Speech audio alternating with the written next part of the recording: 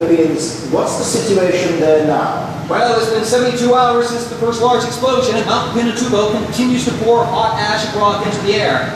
Falling ash now covers an area of almost 500,000 hectares, far greater than what was initially thought would happen.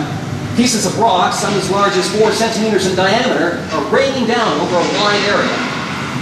And there are intervals of 15 to 20 minutes of almost complete darkness, in which the sun is obscured by the ash cloud. And we're joined now by Suzanne Charlton of the BBC Weather Centre. Suzanne, what have the consequences of this eruption been on the local planet? Well, the satellite data is now showing that the ash cloud from the recent eruptions has spread over 200 kilometres in all directions. The explosion was large enough to create its own weather system within the ash cloud, and sufficient energy was released to settle some lightning inside of that.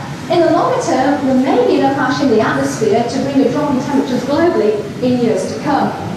But the rain brought by Typhoon Yunya has greatly increased the risk of hot mud flows in surrounding areas. And the combination of torrential rain and the ashfall, well, that's plunged the air at times into virtual darkness. Dr. Anderson, surely it must have been known that the volcano was going to erupt. But when? Exact prediction is very difficult.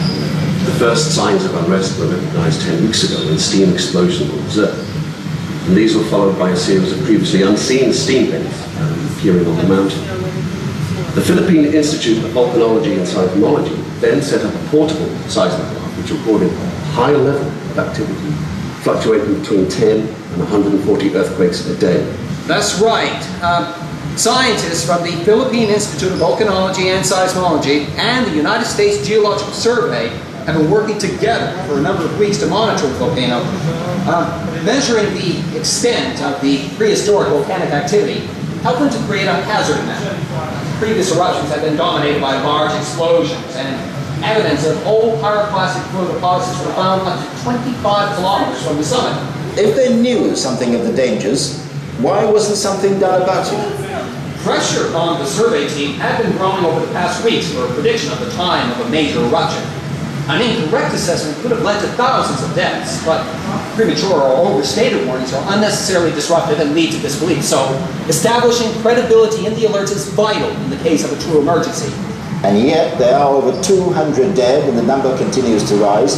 Surely you can't consider this to have been an entire success.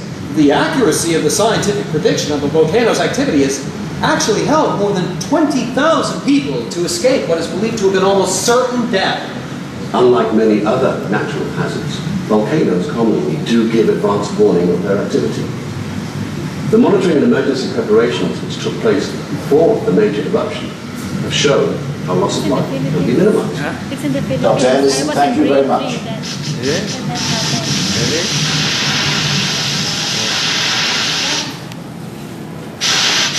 In the world's largest volcanic eruption for more than half a century, Mount